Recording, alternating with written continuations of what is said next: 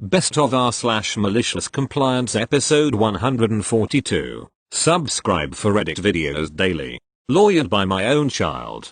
C. My child. 7. Me. Why is the ice cube tray empty? C. Because I didn't know how to fill it.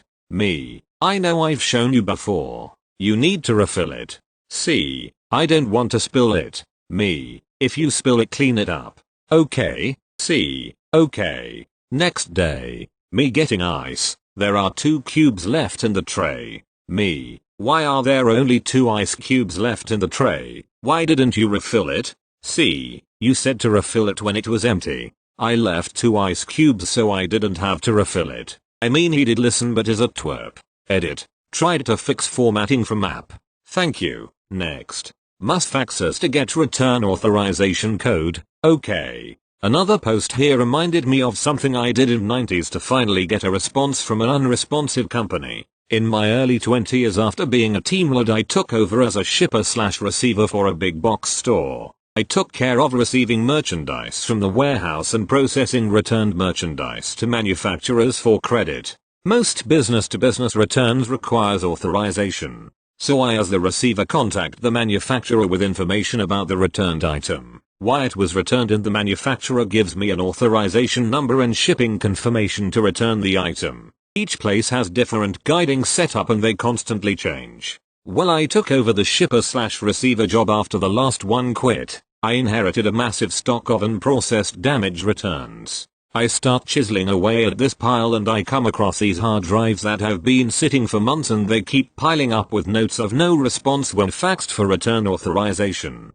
I check through the paperwork and I call the company person on the phone, is rude with me and tells me they only accept fax request for return authorization. I tried explaining according to our records there has been no response. They tell me again to use a fax number and hang up on me. Okay, maybe the previous shipper/receiver missed the responses, didn't work the fax machine right or whatever. So I fax and wait. 1 day, 2 days, 3 days, nothing. I fax again. 1 day, nothing. I try calling, rude person tells me to only fax. Okay, so I fax once a day now. A week goes by, nothing. Now I'm getting angry and getting tired of seeing those returns. So after that week, I walk in a D every hour. On the hour I send 2 faxes. About 4 hours into my shift I get a call. It is from the company I've been trying to get a hold of.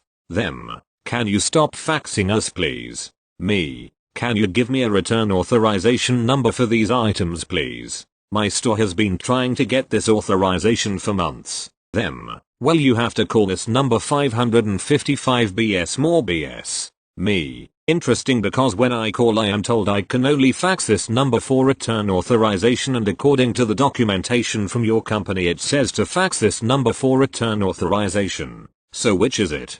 Them. Hold on, they come back, give me authorization to finally return the items, and then say in the future if you are having issues with returns don't overload our fax machine. Me. You do know the best way to avoid this, don't you? No, I didn't stay long in that position and didn't care if my attitude showed. At that point they were preventing me from completing my task and was tired of their crap. Thank you. Next. Are you sure you're okay with me bringing all my laundry home? IDK if this counts as malicious compliance, but this happened yesterday and I found it funny, so here goes. I'm a university student, so I live away from home. However, my parents live about an hour away and so I visit home often. They like to see me and I can help myself to a full fridge. 3. Another thing I like to do, and my mum encourages me to do, is bring my dirty laundry home so that my mum can wash it for me and give me clean laundry to go back with. This stems from when I lived in halls of residence, equivalent to college dorms, and I had to pay to use their laundry rooms. So my mum said to just bring it to theirs where it could be done for free. Important note to remember here is that my mum offers to do my laundry. I don't make her do it. Flash forward to earlier this week. I mentioned to my mum and dad that I'd like to pop back to their house for a few days. My roommate has gone back to his parents' house for the week, so I was home alone at my university house. They said cool, and my mum said to bring my laundry as the washing machine will be waiting. Now, I had built up an impressive pile of dirty laundry I'd been meaning to sort. In fact, I was about to put in a load before I left for my parents' house, so I warned my mum I had a lot. She insisted that I bring all my laundry like I normally do. In fact, she said I should bring all my dirty bath mats, towels, everything in the house for her to wash, on top of the basket full of dirty laundry I already had. So that's what I did. I ended up taking my laundry basket and a bin bag full of dirty laundry, putting it in my car, and driving to my parents' house. When I got there and unloaded it all to my mum, her exasperated look was priceless. She kept commenting on how I could have done some before I came, how it would take about 8 separate loads, etc. To which I said, well, you wanted me to bring all of it. Edit. To those of you saying I should grow up and do my own laundry, I mentioned I was about to do IT in the post, but my mum offered before I did. I do my laundry normally, wash up, pay rent, clean the house. My mum was simply offering a favor. I wasn't expecting her to do my laundry, or asking her to do it and just being lazy. She simply wanted to do me a favor and I accepted and thanked her. Thank you. Next. Stepdad said do all the laundry. Background. I'm 16 and my parents aren't together. They were never married and they had me young, so they never went to court or anything for a custody agreement. I stay at my mom's most of the time, and can go to my dad's pretty much whenever I want. Last night, I asked my mom if I could go to my dad's and she said I could as long as I completed a list of chores. I did most of them last night, leaving only a few things to be done this morning. I woke up around 9:30 am, got out of bed, and got ready to go on my daily bike ride. But when I went into the kitchen, there was a piece of paper with big red Sharpie written on it. It was from my stepdad, telling my stepsister to do the dishes, and telling me to do a huge list of things before I went to my dad's. Vacuum the whole house, dust the whole house, wash my sheets, make my beds, bunk beds, wash the towels, fold the sheets on the table, etc., etc. But, at the bottom of the note, separated from both my sister and I's names, there was a line that read, if there's any laundry, do it. Oh, okay then.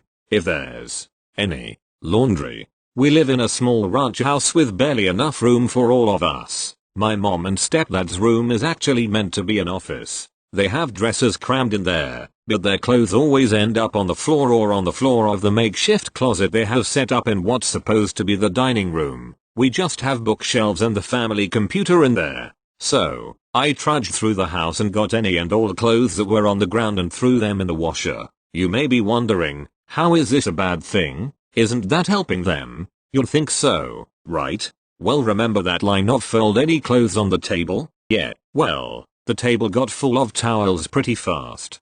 So all their clean clothes were thrown onto their bed, and I swear the pile almost reached the ceiling. My stepdad's face when he came home from work and had to fold a mountain of clothes to go to bed tonight was priceless. Thank you. Next. Ending human sacrifice. Ancient history MC. History time. Zeman Bayo was a cool dude, credited as among the first Chinese hydraulic engineers and totally overthrowing innocent girls into the river to be drowned as sacrifice for the river god's wife. He had no time for their crap and got recorded in history literally, for the way he handled the practice. He was so very much an engineer. Around 400 BC, Zeman was appointed to oversee the county of Yi, a poor region that experienced constant flooding. He met with the locals to inquire on the challenges facing the populace. To Zeman's surprise, instead of naming the flooding as their biggest challenge, locals told him it was the high taxes they had to pay for providing a bride for Hebo, the river god. It was severely draining their finance, and for those who have young daughters, lived in fear. With support from many village elders, 3 powerful elders known as Sanleo, colluded with the local officials and a shamanist to concoct a legend that the flooding was caused by the wrath of Hebo. To appease the god, the locals must sacrifice a beautiful young maiden as his bride every year. The cabal heavily taxed the county, used a small portion of the money to arrange for the bridal ceremony and divided the rest for themselves. Any family that could not afford to pay the tax would have its daughter taken as sacrifice. She would be dressed up the day of, and following a ceremony, put on a makeshift boat, and sent floating on the river until it fell apart and together they sunk into the river. Many families with young daughters, fearing they would be taken, would send their daughters away. resulting in further social and economic issues for the county. On the day of the ceremony, Zeman arrived at the sacrificial site by the river and met with the shamaness, her disciples, the 3 elders, the local officials, several village elders, and the maiden, with an estimated over 1,000 onlookers also in attendance.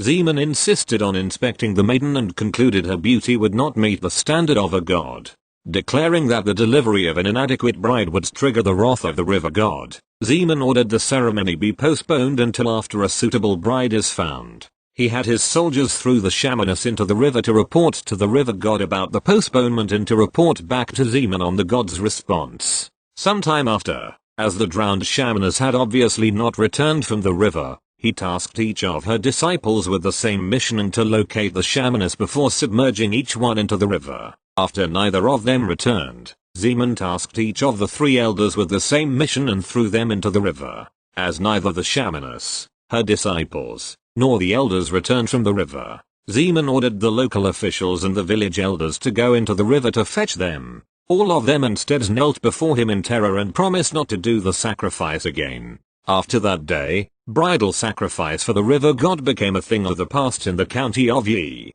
TLDR. Zeman Bayo went to a county and found they were drowning teenage girls to be the river god's wife and taxing everyone to pay for the wedding ceremony and pocketing the change. And this was a yearly ceremony, so he's like, hold up, did I just hear you say you are taxing people into the ground and then drowning teenage girls from families that can't afford to pay? Cool, I got you fam. So he chucked the shamaness into the water to tell the river god the bride she picked was not good enough.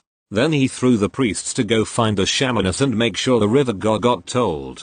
Then the corrupt officials to go find the corrupt priests, etc. Until eventually the village was like, okay, no more river brides. Malicious. According to the same laws and customs these corrupt people established. Compliance. Thank you. Next. Hold your horses. More like snarky compliance, but still, I think it fits. Obligatory on mobile. Sorry for formatting. A few years back I used to work at a pottery shop where we held various bisque pieces, clay that has been molded then fired in a kiln, that you could paint. We would then glaze and fire the pieces once more. I loved this job. Families painting together and kids' birthday parties were common in the shop, so Steph, the owner / my boss, had a kids' corner. Mostly it was various small animals, as well as different sizes of tiles. Anyway, one busy Saturday, Steph was quite stressed as the shop was fairly busy with a big birthday party and many other tables filled. I was asked a question that I didn't know the answer to, so off I went to ask Steph. Being that she was a bit frustrated, she snapped at me, hold your horses. Okay then. So off I went to the kids' corner. It just so happened that we had gotten some small horses in for the corner. I have to stress that I literally have never seen horses in the kids' corner since that day or before. So I grabbed one in each hand, and went back over to Steph, stoically holding my horses. She was confused. What are you doing? She asked me. You told me to hold my horses, so. I shrugged. Her bad mood was obliterated. She cracked up. She thought it was so funny she took a photo of me holding my horses. I'm pretty sure it's still hanging in the shop. Good times. I miss that job. Thank you. Next. Leave one box of compactor bags on the shelf. Got it, Mom. This line is just a buffer before the actual story. It seems like every post has one, so here's mine. In my house, I have trash duty on Mondays. We have a garbage compactor which requires special garbage bags. I think they're specially designed to withstand compacting, but I don't know for sure. The brand of compactor bags we get is a grocery store brand for a store that used to have a location near us, but closed a couple years back. Yesterday, we ran out of compactor bags. My mom says I didn't tell her, but I swear I did. My mom had something to do anyways, so we went to the nearest store location, about 45 minutes away, to get more compactor bags and some of their famous donuts, as well as some other stuff. On the way there, my mom said she didn't want to have to go to the store until next spring. When we got there, she wanted to stay in the car, so she sent me in to get the stuff. Her exact words to me were, leave one box of compactor bags on the shelf. Keep this in mind. After grabbing the donuts, I found the shelf with the compactor bags. While sticking the boxes in the cart, I counted the boxes, and ended up with 16 boxes of 10. After doing some quick mental math, I came to the realization that we'd have a little over 3 years worth of compactor bags. But hey, she said to leave one box on the shelf, right? After checking out and getting the groceries in the car, I told my mom about it, and we laughed about it. She did say to use common sense and call her next time though. TL. Doctor, mom said to leave one box of compactor bags on the shelf. I did, and we now have 3+ years worth of compactor bags.